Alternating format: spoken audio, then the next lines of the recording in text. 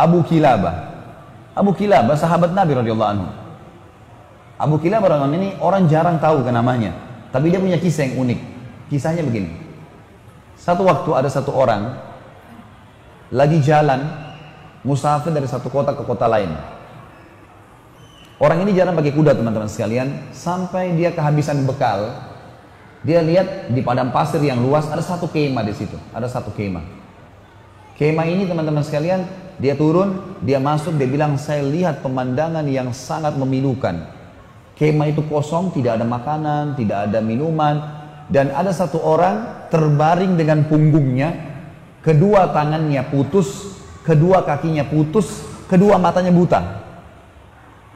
Orang ini cuma tergeletak. Lalu saya bilang, Assalamualaikum warahmatullahi wabarakatuh.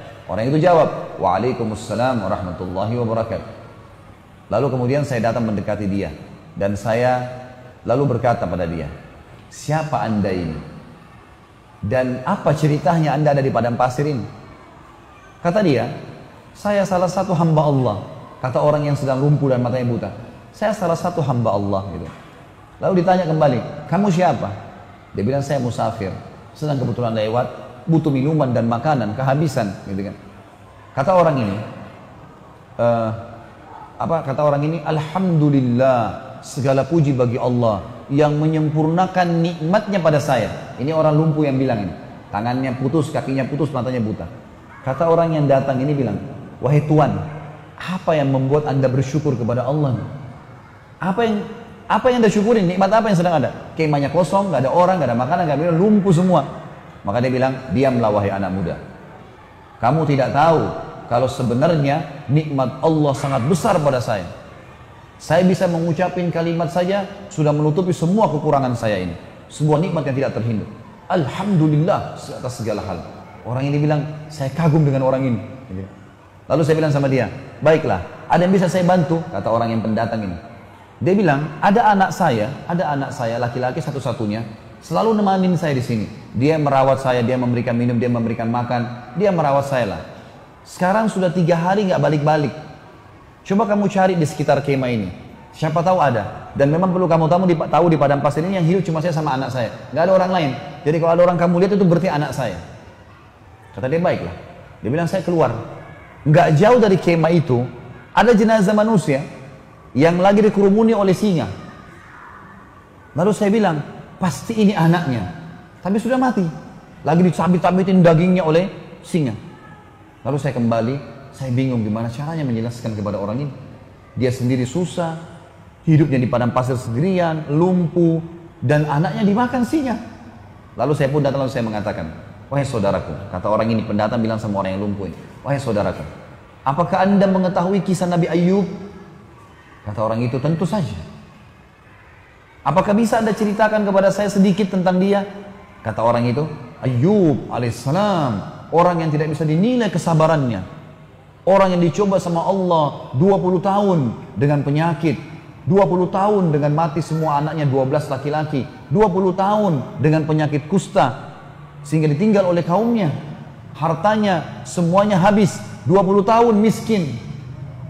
Kata orang ini, yang anda ucapkan benar.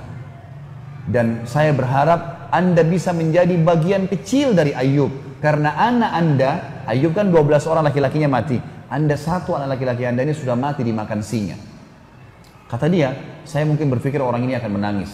Dia senyum. Lalu dia mengatakan, Alhamdulillah yang telah membuat anak saya mendahului saya ke surga. Kata orang itu, Alhamdulillah yang membuat anak saya, kata yang pendatang ini, kok bisa anda bilang begitu? Dia bilang, anak saya ini sangat bakti dengan saya. Menurut teori syariah, ya kalau bahasa sekarang, kalau dia bilang menurut pemahaman agama yang jelas yang saya yakini, kalau anak soleh, dia sholat, dia jaga ibadahnya sama Allah, bakti dengan orang tuanya, masuk surga. Anak saya begitu, saya yakin dia akan masuk surga. Baiklah, kata orang pendatang ini, tiba-tiba saja orang yang lumpuh ini bilang, asyhadu an la ilaha illallah wa anna Muhammad Rasulullah, meninggal dunia. Mati nih si lumpuh nih. Orang ini bilang, innalillahi wa inna ilaihi raji'un. Saya kehabisan bekal, kehabisan makanan, temu lagi orang seperti ini dan mati. Apa yang harus saya lakukan nih? Gitu kan? Dia bilang, saya keluar dari kemah. nyari informasi, ada siapa yang bisa saya minta tolong?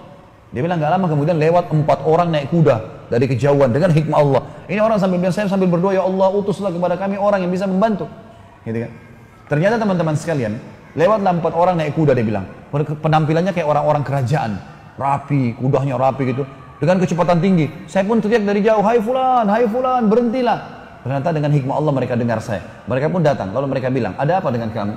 Kenapa kau minta tolong? Ada sesuatu? Dia bilang, dalam kemah ini ada orang tua meninggal. Kakinya lumpuh, tangannya lumpuh, matanya buta, anaknya pun dimakan oleh singa. Kata mereka 4 orang ini, apa kamu bilang? Orang buta, orang lumpuh, mana dia? 4 orang ini seakan-akan memang tahu gitu, kenal. Turun dari kudanya, katanya ada dalam kemah. Saya sudah tutup dengan kain, meninggal. Maka pada saat dibuka wajahnya, 4 orang ini teman-teman mencium-cium jenazahnya orang lumpuh ini. Sambil menangis. Orang ini tambah tidak mengerti. Kenapa kalian nangis? Siapa orang ini gitu? Kata 4 orang itu, kok nggak kenal siapa orang ini? Dia bilang tidak. Ini Abu Kilab al-Jurumi. Ini sahabat Nabi. Satu-satunya sahabat Nabi masih hidup sekarang, ini orangnya. Dia sudah lama kami cari karena disuruh oleh raja untuk jadi hakim. Dia larikan diri karena tidak mau jadi hakim. Dia sampai tinggal di padang pasir. Dan ini orangnya. Ini orang terkenal dengan kesolehannya. Doanya mustajab. Gitu. Maka anak muda ini pun menangis sambil mengatakan, Alhamdulillah yang telah mempertemukan saya dengan orang soleh ini, sehingga saya bisa melihat salah satu sahabat Nabi SAW, dan akhirnya saya bisa belajar dari dia. Tapi pelajaran kita teman-teman, bagaimana Abu Kilabah dengan kenal Tuhannya, tahu kalau cobaan dunia hanya di dunia. Kalau ada orang lahir di muka bumi teman-teman, sebagai orang beriman harus yakin ini ya. Lahir, matanya buta, tangannya dua-dua putus, kakinya dua-dua putus pun, lumpuh total, lahir di muka bumi. Ini hanya sifatnya duniawi. Pada saat dibangkitkan hari kiamat nanti, karena jasadnya akan dimakan oleh tanah. Dibangkitkan hari kiamat, nggak ada lumpuh, nggak ada cacat, fisik baru. Kata Nabi SAW, semua manusia akan dibangkitkan pada hari kiamat. Laki-lakinya seperti poster Adam, 60 siku ke langit, 27,5 meter. Dan semua perempuan seperti ibunya Hawa, 40 siku ke langit, 17,5 meter. Gak ada lagi pendek-pendek, gak ada lagi orang yang ya cacat, semuanya sembuh. Dan subhanallah sebagian dokter mengadakan penelitian juga, kalau ada orang kena kanker, kena tumor, penyakit yang parah, begitu meninggal, jenazahnya itu pernah dicek, diperiksa, hilang penyakit itu. Jadi hanya sifatnya duniawi, di jasadnya itu sudah tidak ada penyakit itu, hilang bersama dengan ruhnya keluar. Jadi teman-teman orang beriman tahu, yang membuat Abu Kilabah bisa sabar, dia tahu ini dunia. Sabarin aja. Yang penting beriman, nanti di akhirat dikasih semuanya. Aman. Bagaimana manfaatnya orang yang kenal Tuhan?